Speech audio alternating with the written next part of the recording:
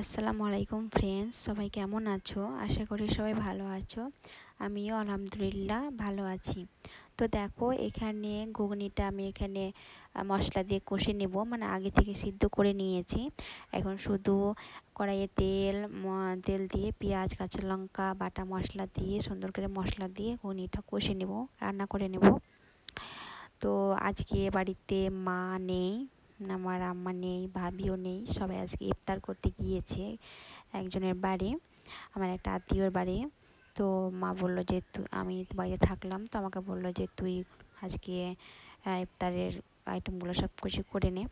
তো বেশি কিছু আইটেম করব না, হালকা পাতলা আইটেম করব। তো এখানে ঘুগনিটা আমি করে নিলাম, আর আজকে বেশি কিছু করব না, শুধু ঘুগনি থাকবে আর একটা দেখে কোনো কিছু চপ টপ করব, আর শরবত আর যে ফলমূল যেগুলো থাকে ওই ফলমূল, আর কিছু করব না। তো এখানে দেখো, এখানে এবার এই আলু, তারপরে তেলের মধ্যে দিলাম এই কাঁচা লঙ্কা। তো এখানে একটা ভাজা করব। তো ভাজার এখানে মধ্যে আছে আলু আছে, করলা আছে আর পটল আছে।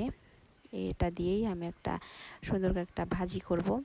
তো এগুলো সব কেটে রেখে গিয়েছিল, আমি শুধু ভাজাটা এখন করে নেব।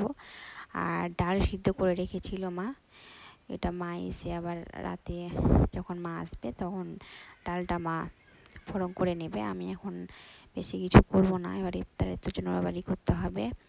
তো দেখো, এখানে আমি ইফতারে সব কিছু আয়োজন করে নিয়েছি, এই যে দেখতে পাচ্ছ একবারে। আর একটু দেরি হয়ে গেছিলো, ভাবলাম যে এই করছি করতে করতে ইফতারের সময় এবার কাছে চলে এসছে দিয়ে, তখন এবার তাড়াহুড়া করে আমি শুধু ইফতারটা রেডি করলাম। তো এখানে দেখো, দাদা একটা খেজুর আর দুধ আর একটা যেন কি বললো, এসব দিয়েও একটা জুস করেছে। আর এখানে দেখো, এখানে আমাদের এখানে পাশে রোজা মানে ইফতার করিয়েছে, তো আমরা যাইনি, তো খিচুড়ি পায়েস এগুলো দিয়ে দিয়েছিলো।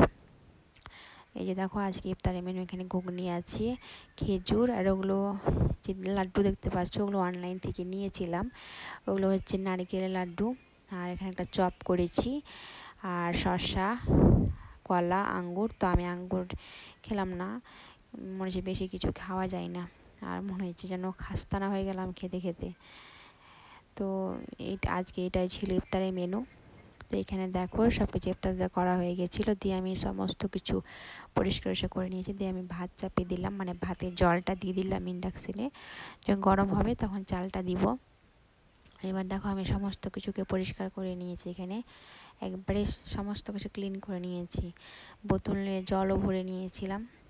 এবার দেখো, এখানে গ্রোসারি থেকে মানে ফ্লিপকার্ট গ্রোসারি থেকে দুটো তিনটা জিনিস এসছে, ওখানে অল আউটের ওই জলটা নিয়েছি, আর সাবান, আর এই যে আমার ছেলের জন্য এই যে এই বিস্কিটটা, এই ক্রিম বিস্কিটটা, এটা খেতে খুব দারুণ লাগে, তো এটা নিয়েছি।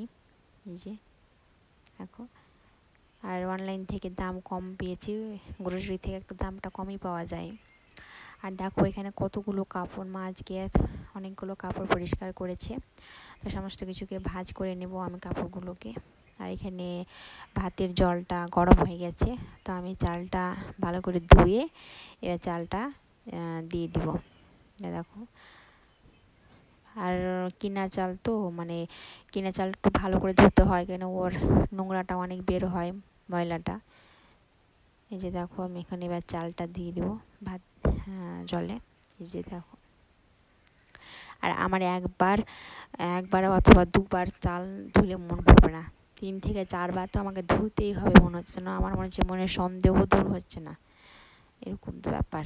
আর পরিষ্কার পরিচ্ছন্ন জিনিস দেখতে যেমন ভালো লাগে, আর খাওয়ার জিনিসটা কি বলো তো, খাওয়ার জিনিসটা সম্পূর্ণ রুচির একটা জিনিস, এটা চোখে রুচি, মন দেখলেই মনে হবে যেন অন্তরে রুচি, এরকম। এই দেখো, এখানে ভাতটাও হয়ে গেছে, এখানে গামলাতে এভাবে লাগিয়ে দিয়েছি।